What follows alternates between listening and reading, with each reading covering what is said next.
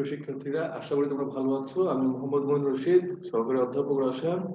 তোমাদেরকে আজকে রসায়ন প্রথম পত্রের দ্বিতীয় অধ্যায় গুণগত রসায়নের আজকের ক্লাসে তোমাদের স্বাগত জানাচ্ছি। আমরা গত ক্লাসে দ্রাব্যতা নিয়ে আলোচনা করছিলাম। তো আমরা আজকে সেই দ্রাব্যতা থেকে আমরা শুরু করতে যাচ্ছি। তো আমরা গত ক্লাসে যেটা বলেছিলাম যে দ্রাব্যতা জিনিসটা কি সেটা আমরা একটা ধারণা দেওয়ার চেষ্টা করেছিলাম। তো আমরা একটু রিক্যাপ করি।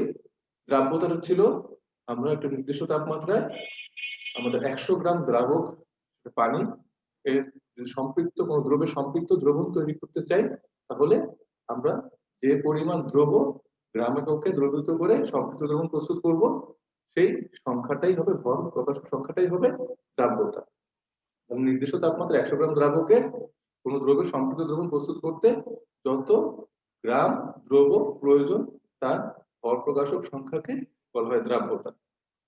আবার কখনো কখনো আমরা 1 লিটার দ্রবণে আমরা কোন দ্রব্যের সম্পৃক্ত দ্রবণ তৈরি করতে যত মোল দ্রব্য দ্রবীভূত করি সেই পরিমাণটাকেও আমরা দ্রাব্যতা বলে থাকি।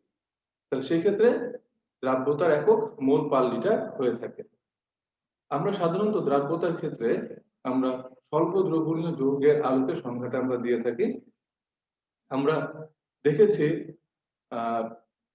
দ্রাবক বা পানি এর মধ্যে আমাদের বিভিন্ন দ্রব্য বিভিন্ন মাত্রায় দ্রবীভূত হয়ে থাকে। আমাদের কিছু দ্রব্য আছে যেটা জলীয় দ্রবণে দ্রবীভূত হয়, কিছু দ্রব্য আছে যেটা সরাসরি জলীয় দ্রবণে দ্রবীভূত হয় না, সেক্ষেত্রে হয়তো আমরা কিছু এসিড মাধ্যম আমাদের ব্যবহার করতে হয়। তাহলে আমাদের দ্রাব্যতার ক্ষেত্রে আমরা যে সংজ্ঞাটা দিয়েছিলাম তার একটা গাণিতিক প্রকাশ যদি আমরা করতে চাই, তাহলে আমরা এভাবে লিখতে পারি যে আমাদের m গ্রাম কোন দ্রব্য আমরা দ্রবীভূত করছি কোন দ্রাবকে, 100 গ্রাম দ্রাবকে দ্রবীভূত করছি। তাহলে সেই ক্ষেত্রে আমার দ্রাব্যতা হবে m গ্রাম পার 100 গ্রাম। আমরা ধরে নেই আমরা m গ্রাম দ্রব্য দ্রবীভূত করে m গ্রাম দ্রবণ তৈরি করেছি। তাহলে সেক্ষেত্রে আমাদের দ্রাবকের পরিমাণ কত? সেক্ষেত্রে দ্রাবকের পরিমাণ হবে আমার, যেহেতু দ্রবণ হচ্ছে দ্রব্য প্লাস দ্রাবক, তাহলে দ্রাবকের পরিমাণটা হবে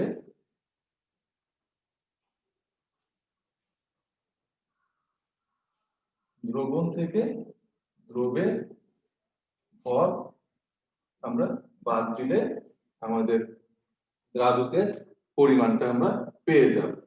তাহলে আমাদের দেওয়া আছে দ্রাবকের দ্রবণের ভর হচ্ছে m গ্রাম আর দ্রব্যের ভর হচ্ছে আমাদের m গ্রাম। তাহলে আমাদের দ্রাবকের পরিমাণটা হবে m বিয়োগ m গ্রাম। তাহলে আমরা দ্রাবকের পরিমাণ হচ্ছে এত গ্রাম, তাহলে m বিয়োগ m গ্রাম দ্রাবকের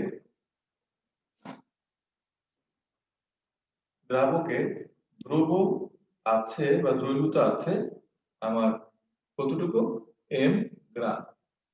তাহলে 1 গ্রাম দ্রাবকে দ্রবীভূত থাকতে পারে কত? কম পরিমাণ, তাই না? তাহলে m বিয়োগ m গ্রাম দ্রব্য দ্রবীভূত থাকতে পারে। তাহলে আমাদের সংজ্ঞা অনুযায়ী 100 গ্রাম দ্রাবকে কতটুকু দ্রব্য দ্রবীভূত থাকে এবং সম্পৃক্ত দ্রবণ প্রস্তুত হয়, সেটাই হচ্ছে তার দ্রাব্যতা। তাহলে আমাদের 100 গ্রাম দ্রাবকে দ্রব্য দ্রবীভূত থাকবে কতটুকু? m বাই m বিয়োগ m ইনটু 100। ঠিক আছে? তাহলে এইটাই হচ্ছে আমাদের দ্রাব্যতার সূত্র। এভাবে আমাদের সূত্রটা এসেছে। তাহলে দ্রাব্যতা যদি আমরা s দ্বারা প্রকাশ করি তাহলে সেটা দাঁড়াচ্ছে m by m by n m বিয়োগ n ইনটু 100। তাহলে আমাদের দ্রাব্যতা সমীকরণ দাঁড়াবে এটা। তাহলে এই সমীকরণের আলোকে আমাদের বিভিন্ন অঙ্ক বা ম্যাথ আমাদের আসতে পারে। তো আমরা একটা ম্যাথ ইমপ্লিমেন্টেশন দেখি, এখানে ম্যাথের ইমপ্লিমেন্টেশন দেখি আমরা।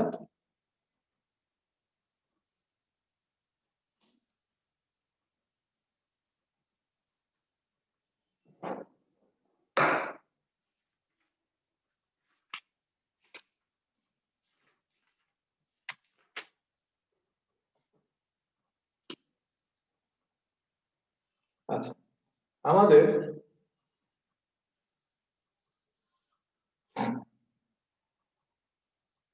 আমাদের একটা দ্রবণ দেওয়া আছে, ধরে নাও এটার মধ্যে দেওয়া আছে 75 গ্রাম। আমার একটা দ্রবণ দেওয়া আছে, কোন দ্রবের, সেটার মধ্যে দ্রবীভূত আছে আমাদের 20 গ্রাম, ধরে নাও 20 গ্রাম দ্রবীভূত আছে।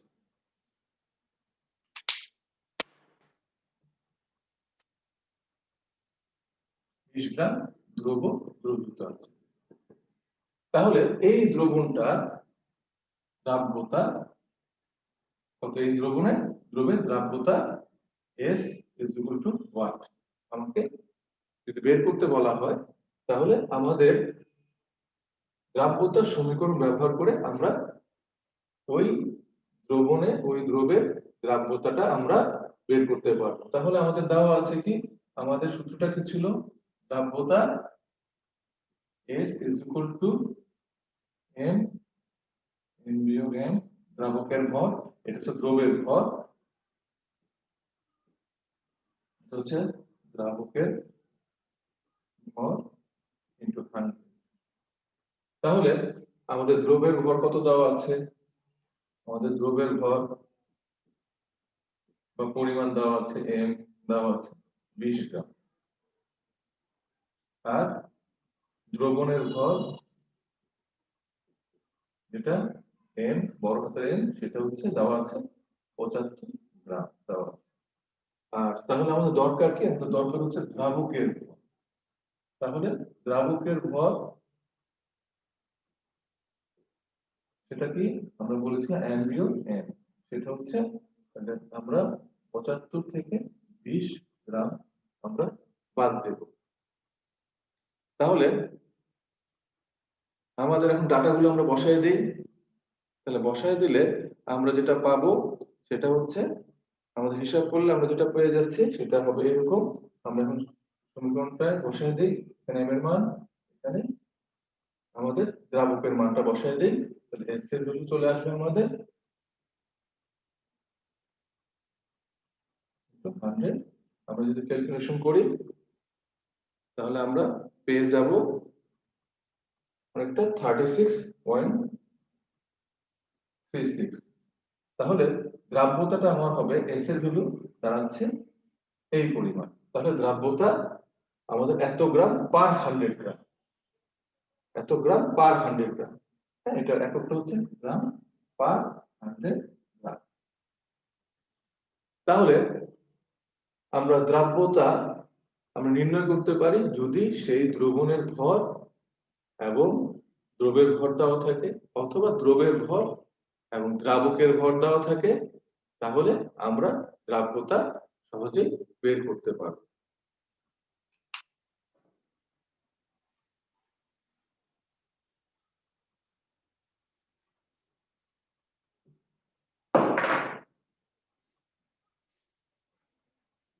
আচ্ছা, আমরা আরেকটা বিষয় দেখব যে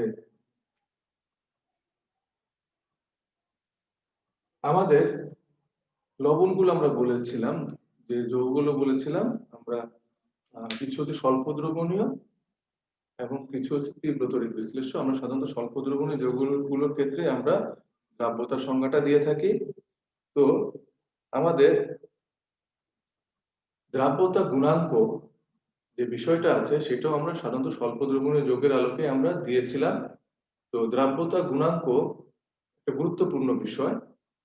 আমাদের দুটো বিষয় ছিল, একটা হচ্ছে দ্রাব্যতা গুণাঙ্ক, একটা হচ্ছে আয়নিক গুণফল বা দ্রাব্যতা গুণফল এবং আয়নিক গুণফল। তো আমরা যখন দেখবো কোনো যৌগের জন্য বা লবণের জন্য তোমার নির্দিষ্ট তাপমাত্রায় কোনো দ্রবণে তার দ্রাব্যতা গুণফলের মান অপেক্ষা আয়নিক গুণফলের মান বেড়ে গেছে, তখন সেই দ্রব্যটা অধঃক্ষিপ্ত হয়।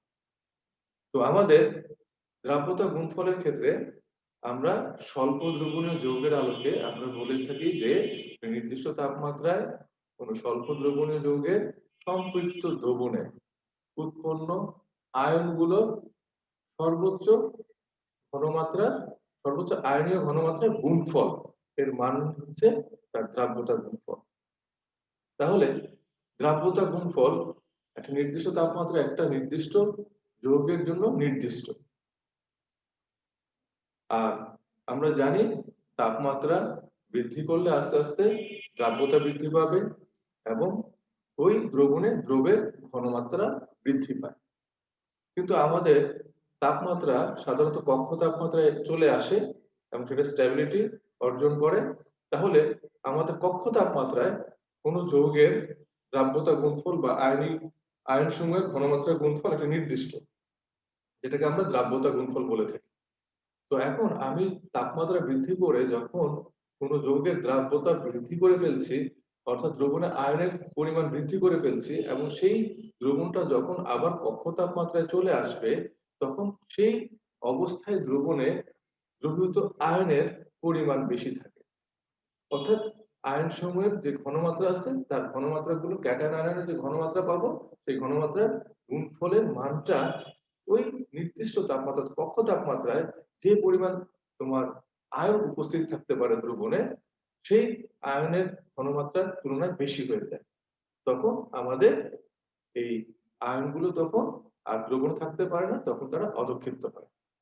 অর্থাৎ এটাই আমরা বলতে চাচ্ছি যে তোমার কোনো দ্রবণে যখন তার আয়নিক গুণফলের মান যৌগের আয়নিক গুণফলের মান তার দ্রাব্যতা গুণফলের মানকে অতিক্রম করে, তখন সে অধঃক্ষিপ্ত। তাহলে আমাদের এক যোজী বা সমযোজী যে যৌগগুলো আছে, স্বল্প দ্রবণীয় যৌগগুলো আছে, যেমন সিলভার ক্লোরাইড, আমাদের ম্যাগনেসিয়াম হাইড্রোক্সাইড, আমাদের যেগুলো আছে, যেহেতু আমরা সমযোজ্যতা বলছি তাহলে ক্যালসিয়াম কার্বনেট, তাহলে silver chloride, calcium carbonate, copper carbonate বা কিউপ্রিক কার্বনেট যেটাকে বলি আমরা, তাহলে এরা হচ্ছে সমচার্জ, প্লাস মাইনাস। যে কটা প্লাস চার্জ আছে সে কটা নেগেটিভ চার্জ আছে। তাহলে এর ক্ষেত্রে চার্জ ক্যাটায়ন আয়নের চার্জ হচ্ছে সমান। তাহলে এই ধরনের তোমার যৌগগুলোর ক্ষেত্রে আমাদের দ্রাব্যতা গুণফল এর মান আমরা কিভাবে নির্ণয় করব, একক কি হবে সেটা আমরা একটু দেখার চেষ্টা করি। তাহলে আমাদের সিলভার ক্লোরাইড একটা যৌগ ধরে নাও, এই যৌগটা স্বল্প দ্রবণীয় যৌগ এবং সে তোমার আয়নিত হবে কিভাবে, সিলভার ক্যাটায়ন আর ক্লোরাইড অ্যানায়ন, যেহেতু স্বল্প দ্রবণীয় যৌগ আমরা এটা দেখাতে পারি। তাহলে সাম্যাবস্থায় যখন অর্জন করে তখন আমাদের সিলভার ক্লোরাইডের ঘনমাত্রা আর সিলভার ক্যাটায়নের ঘনমাত্রাকে যদি আমরা এভাবে প্রকাশ করি, তাহলে আমাদের সাম্যাবস্থায় যখন সিলভার ক্লোরাইডের ঘনমাত্রাকে অর্থাৎ দ্রাব্যতাকে আমরা ধরতে পারি এস, ধরে পরিমাণটা হচ্ছে এস মোল পার লিটার, তাহলে আমাদের সাম্যাবস্থায় সিলভার ক্যাটায়নের ঘনমাত্রা আমরা লিখতে পারি এই সিলভার ক্লোরাইডের সমপরিমাণ।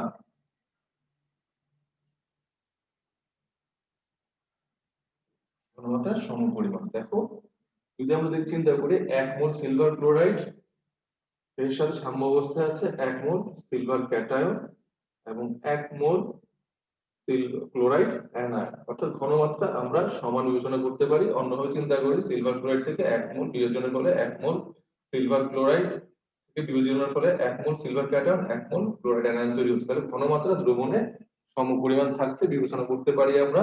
তাহলে সিলভার ক্লোরাইডের দ্রাব্যতা আমরা মোল চিন্তা করি, তাহলে ঘনমাত্রা যদি সমান বিবেচনা করি, তাহলে সিলভার ক্যাটায়নের ঘনমাত্রা সাম্যাবস্থায় সিলভার ক্লোরাইডের সাম্যাবস্থায় ঘনমাত্রা অনুরূপ বিবেচনা করতে পারি, এবং সেক্ষেত্রে তার যে দ্রাব্যতা আমরা বিবেচনা করেছিলাম তার সমপরিমাণ আমরা বিবেচনা করতে পারি সিলভার ক্যাটায়নের জন্য। অনুরূপভাবে আমাদের ক্লোরাইড আয়নের জন্য আমরা সাম্যাবস্থায় ঘনমাত্রাটা আমরা সিলভার ক্লোরাইডের অনুরূপ বিবেচনা করে মোল পার লিটার আমরা লিখতে পারি। তো তাহলে আমরা বলেছিলাম যে দ্রাব্যতা গুণফল হচ্ছে সাধারণত আমরা নির্দিষ্ট তাপমাত্রায় যে পরিমাণ আয়ন থাকতে পারে তাদের মোলার ঘনমাত্রা সর্বোচ্চ আয়নীয় মোলার ঘনমাত্রা গুণফল কে আমরা বিবেচনা করে থাকি। তাহলে এই ক্ষেত্রে আমাদের সিলভার ক্লোরাইডের আমরা যদি আয়নিক দ্রাব্যতা গুণফল বিবেচনা করি, সেটা হবে আমাদের যে আয়নগুলো আছে, ক্যাটায়নগুলো এবং অ্যানায়নগুলো আছে, তাদের সর্বোচ্চ সূচকে প্রকাশিত মোলার ঘনমাত্রা গুণফলের সমান হবে। তাহলে সেটা হচ্ছে আমরা যেহেতু S মোল ধরছি দ্রাব্যতা বা ঘনমাত্রাটা, তাহলে S ইনটু S স্কয়ার। তাহলে ASP সলিড প্রোডাক্ট হচ্ছে আমাদের S স্কয়ারের সমান। তাহলে আমরা বলতে পারছি যে স্বল্প দ্রবণীয় সমচার্জ ধর্মী যৌগগুলোর ক্ষেত্রে দ্রাব্যতা গুণফলের মান হবে তাদের দ্রাব্যতা বর্গের সমান। দ্রাব্যতা বর্গের সমান।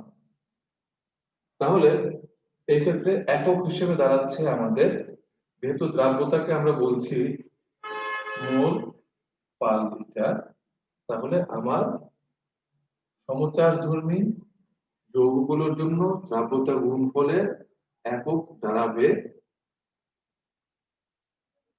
মোল স্কয়ার। ঠিক আছে? তাহলে ঠিক অনুরূপ ভাবে ক্যালসিয়াম কার্বনেটের ক্ষেত্রে, কপার কার্বনেটের ক্ষেত্রে যাদের চার্জের পরিমাণ সমান, অর্থাৎ ক্যাটায়ন আয়নের চার্জের পরিমাণ সমান, তাদের সকলের ক্ষেত্রে দ্রাব্যতা গুণফলের একক দাঁড়াচ্ছে এরূপ।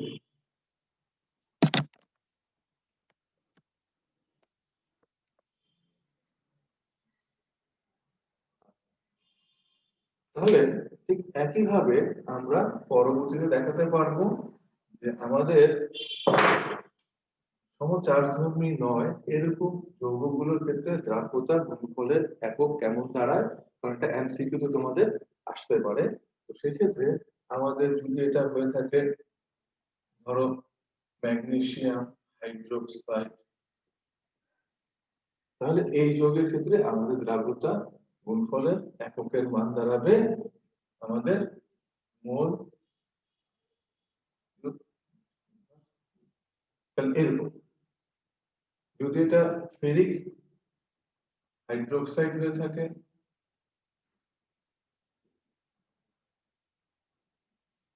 তাহলে আমাদের এটা দাঁড়াবে এরকম।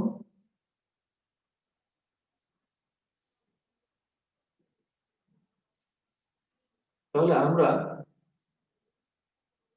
বিভিন্ন যৌগের ক্ষেত্রে দ্রাব্যতা গুণফলের যে একক, মানে যে একক, সেটা আমরা আশা করি বের করতে পারবো, কারণ এই ধরনের এককগুলো আমাদের এমসিকিউতে এসে থাকে। আমাদের দ্রাব্যতার ক্ষেত্রে আরেকটা বিষয় একটু দেখি, আরেকটা ম্যাথমেটিক্স এর মাধ্যমে আমরা আরেকটা বিষয়টি জানার চেষ্টা করি। আমরা যে অদক্ষেপণ কেমন পড়বে, কারণ আমরা বলেছি যে দ্রাব্যতা গুণফলের মান যদি আয়নিক গুণফলের মান থেকে বেশি হয় তাহলে অদক্ষিপ্ত হয়। সেই বিষয়টা আমরা একটু পরে দেখবো। সেইভাবে আমরা অদক্ষেপণটা ব্যাখ্যা করার চেষ্টা করবো গাণিতিক ভাবে। এর আগে আমরা আরেকটু অন্য একটু বিষয়, অন্য একটা ভাবে, আমাদের একটা দ্রবণ থেকে আমরা যদি টেম্পারেচার চেঞ্জ করে থাকি, তাহলে আমাদের দ্রবণ থেকে কি পরিমাণ দ্রব্য অধঃক্ষিপ্ত হবে তাপমাত্রার পরিবর্তনের সাথে, সেই বিষয়টা আমরা একটু দেখব। আমাদের ধরে নাও আহ, একই দ্রবণ দুটা ভিন্ন তাপমাত্রায় আমরা নিয়ে যাচ্ছি, সমপরিমাণ দ্রবণই কোন দ্রবে। তো আমাদের ধরে নাও যে আমাদের দুটো টেম্পারেচার আছে, একটা টেম্পারেচার আমরা ধরেছি 20 ডিগ্রি, একটা হচ্ছে আমাদের 50 ডিগ্রি ধরে নাও। তো এটা 20 ডিগ্রি সেলসিয়াস তাপমাত্রা, আর এটা হচ্ছে 50 ডিগ্রি। তো দুইটার তাপমাত্রায় আমাদের একটা দ্রবণ তৈরি করছে একটা দ্রবের। তো আমাদের সেই দ্রবণের ক্ষেত্রে আমাদের পরিমাণটা আমরা যে কোনো একটা পরিমাণ ধরে নেই। তো আমাদের দ্রব্য ক্ষেত্রে একই আমরা যদি বিবেচনা করি, তাহলে আমাদের দুটা তাপমাত্রায় কোন দ্রবের যে দ্রাব্যতা আছে সেটাকে যদি আমরা বিবেচনা করি, একটাতে ধরে নাও আমরা দ্রাব্যতা হচ্ছে 18, আর হচ্ছে 170 ধরে নাও। 18 আর এটা ধরো 170 দ্রাব্যতা অ্যাসিড আমরা বিবেচনা করছি কোন দ্রবের প্রেক্ষিতে। এখন আমাদের এই দ্রবণের পরিমাণ যদি আমরা ধরে নেই, এটা যে কোনোটা হতে পারে, এটা যদি ধরি 200 250, বা এটা যদি আমরা ধরে নেই 280, যা একটা ধরি আমরা আমরা ধরে নেই আমাদের দ্রবণের ভর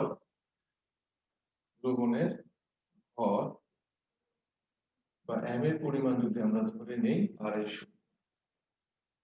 গ্রাম। ঠিক আছে, এই ক্ষেত্রে সেই দ্রবের দ্রবণের ভর m = 250 গ্রাম আমরা যদি বিবেচনা করে নেই, তাহলে এই পরিমাণ দ্রবণকে আমরা যখন অবস্থা এ, অবস্থা 1, অবস্থা 2 আছে, এখন আমরা যদি পরবর্তী অবস্থা 2 থেকে অবস্থা 1 এ আমরা পরিবর্তিত করি, তাহলে কি পরিমাণ দ্রব্য অধঃক্ষিপ্ত হবে সেই বিষয়টা আমরা বের করতে পারবো। তাহলে যদি আমরা অবস্থা 2 থেকে অবস্থা 1 এ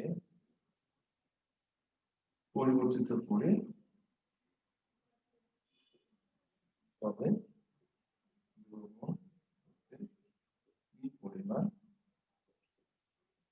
দ্রব্য অধঃক্ষিপ্ত সেটা আমরা বের করার চেষ্টা করব। তাহলে আমাদের কি দেওয়া আছে, আমরা একটা দ্রবের দ্রবণ তৈরি করেছি, আমরা 20 ডিগ্রি সেলসিয়াস তাপমাত্রায় আমরা সেন্টিগ্রেড তাপমাত্রায় আমরা দেখলাম যে আমার দ্রাব্যতা, সেই দ্রব্যটা সম্পৃক্ত দ্রবণ তৈরি করতে আমার 18 গ্রাম লেগেছে। অর্থাৎ 250 গ্রামের মধ্যে আমার 18 গ্রাম আমি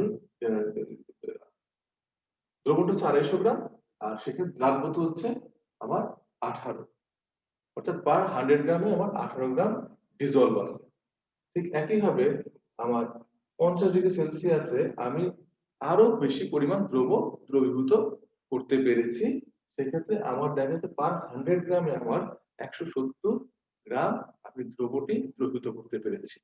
এখন এই রেশিওতে আমার দ্রবণটা তৈরি করেছি আমি 250 গ্রাম।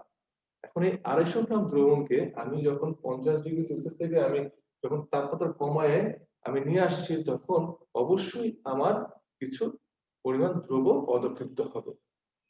কি পরিমাণ দ্রব্য অধঃক্ষিপ্ত হবে সেটা এখানে বের করতে বলা হয়েছে। তাহলে আমরা একটু দেখি গাণিতিকভাবে যে কি পরিমাণ দ্রব্য অধঃক্ষিপ্ত হয়েছে।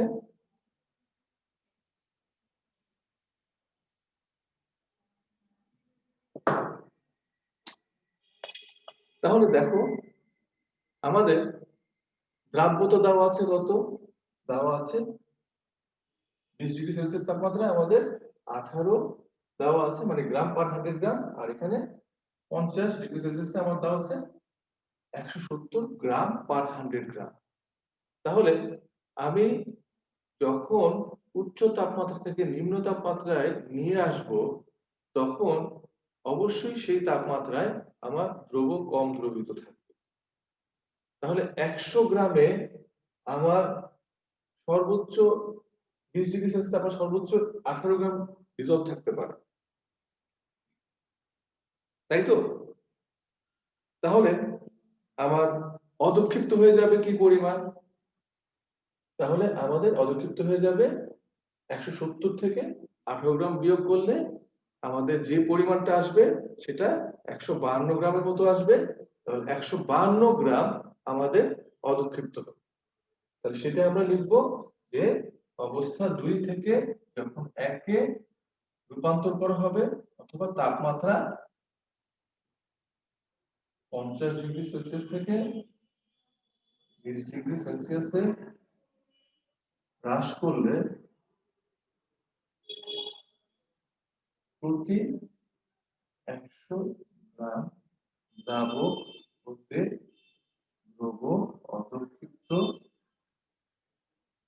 হবে কতটুকু? 170 বিয়োগ আমার 152। তাহলে 100 গ্রাম থেকে অদক্ষিপ্ত হয়ে যাচ্ছে 152 গ্রাম। আমাদের দ্রাব্যতার ক্ষেত্রে আমরা দ্রবণ বলেছিলাম, দ্রবণ ইজ ইকুয়াল টু হচ্ছে দ্রব প্লাস দ্রাবক, তাই তো? তাহলে আমরা বলেছিলাম দ্রবণ ইজ ইকুয়াল টু দ্রব প্লাস দ্রাবক। তাহলে 50 ডিগ্রি সেলসিয়াস তাপমাত্রা অ্যাকচুয়ালি আমাদের দ্রবণের ভরটা কত যদি বের করতে বলি, দ্রবণের ভর হবে আমার দ্রবের ভর 170 হচ্ছে, দ্রবের ভর হচ্ছে 170 গ্রাম, আর দ্রাবক সেক্ষেত্রে ছিল 100 গ্রাম দ্রাবক, তাই না? 100 গ্রামে তো আমরা দ্রাবকটা হিসাব করে থাকি, তাহলে দ্রাবক ছিল 100 গ্রাম। তাহলে দ্রবণের ভর হবে এই দুইটার সমষ্টি। তাহলে আমাদের হয়েছে 270 গ্রাম। তাহলে দ্রবণের ভর হচ্ছে 270 গ্রাম। তাহলে দেখো, আমরা তাপমাত্রা যখন 50 থেকে 20 ডিগ্রি সেলসিয়াস নামিয়ে এনেছি, তখন আমার 100 গ্রাম থেকে অদক্ষিপ্ত হয়েছিল দ্রাবক থেকে, 100 গ্রাম দ্রাবক থেকে অদক্ষিপ্ত হয়েছিল 152 গ্রাম। তাহলে আমরা এই বিষয়টাকে এভাবে বলতে পারি যে আমার এই দ্রবণটা থেকেই তো অদক্ষিপ্ত, সেই দ্রবণটাকে তো আমি এখানে নিয়ে আসছি এই তাপমাত্রায়। তাহলে সেই দ্রবণ থেকেই তো আমার অদক্ষিপ্ত হয়েছে 152 গ্রাম, তাই তো? তাহলে আমরা সেই বিষয়টাকে লিখতে পারি এভাবে যে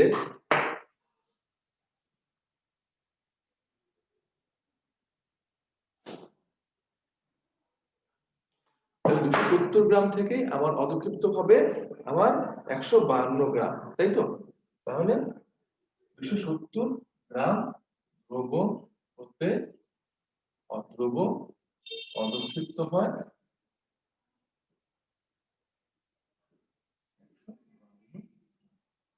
তাহলে 1 গ্রাম থেকে অদক্ষিপ্ত হবে কতটুকু? অল্প পরিমাণ, তাই তো?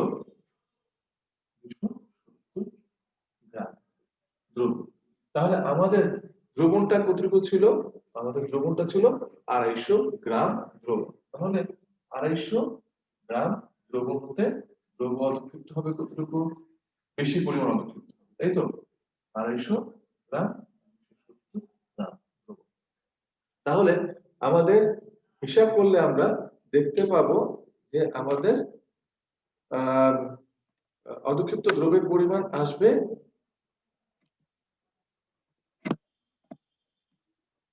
আমাদের আসবে 140.74 গ্রামের মতো আমাদের দ্রব অদক্ষিপ্ত হবে। তাহলে 250 গ্রাম দ্রবণ থেকে আমার অদক্ষিপ্ত হবে 140.74 গ্রাম দ্রব আমার অদক্ষিপ্ত হচ্ছে। তাহলে এখন আমাদের কখনো কখনো আমাদের দ্রবণের ভরটা দেওয়া নাও থাকতে পারে, আমাদের সেক্ষেত্রে আয়তনটা দেওয়া থাকতে পারে। সেক্ষেত্রে আমাদের হয়তো বলবে যে দ্রবণের ভর 250 গ্রাম না দিয়ে হয়তো বলতে পারে দ্রবণের ভর 250 ml বা সেন্টিমিটার কিউব আমাদের বলতে পারে। তাহলে আমরা কি জানি? আমরা জানি 1 সেন্টিমিটার কিউব সমান হচ্ছে 1 ml আর এর ভর হচ্ছে 1 গ্রাম। ঠিক আছে? তাহলে আমাদের যদি জিজ্ঞেস করে যে 250 গ্রাম, যেমন সেখান থেকে যেমন আমরা বের করেছি যে কতটুকু এই 250 গ্রাম দ্রবণ থেকে আমরা কতটুকু অধঃক্ষিপ্ত হয় দ্রব্য তাপমাত্রা পরিবর্তনে, সেটা যেমন আমাকে বলতে পারে। তাহলে আমাদের বলতে পারে যে 250 ml থেকে কতটুকু অধঃক্ষিপ্ত হয়। তাহলে আমাদের 250 গ্রাম ইকুইভ্যালেন্ট কি হবে? 250 ml, যেহেতু 1 গ্রাম সমান 1 ml। ঠিক আছে? তাহলে আমরা 250 গ্রাম থেকে অধঃক্ষিপ্ত হচ্ছে এতটুকু, তাহলে 250 ml থেকে, অর্থাৎ একই পরিমাণ দ্রবণ থেকে আমার দ্রব্য অধঃক্ষিপ্ত হবে এই পরিমাণ। তাহলে আশা করি তোমরা দ্রবণের আয়তন দিয়ে অথবা ভর দিয়ে যদি দ্রবণকে প্রকাশ করে দেন, সেই দ্রবণের তাপমাত্রা চেঞ্জ করে কতটুকু দ্রবণ অধঃক্ষিপ্ত হবে বের করতে বলে, আশা করি তোমরা বের করতে পারবে। তো আমাদের আজকে প্রায় সময় শেষ হয়ে গেছে। আমরা নেক্সট ক্লাসে এর পরে থেকে আমরা আলোচনা করব। তো তোমরা নিয়মিত পড়াশোনা করো আর সবাই ভালো থাকো, সুস্থ থাকো। আল্লাহ হাফেজ।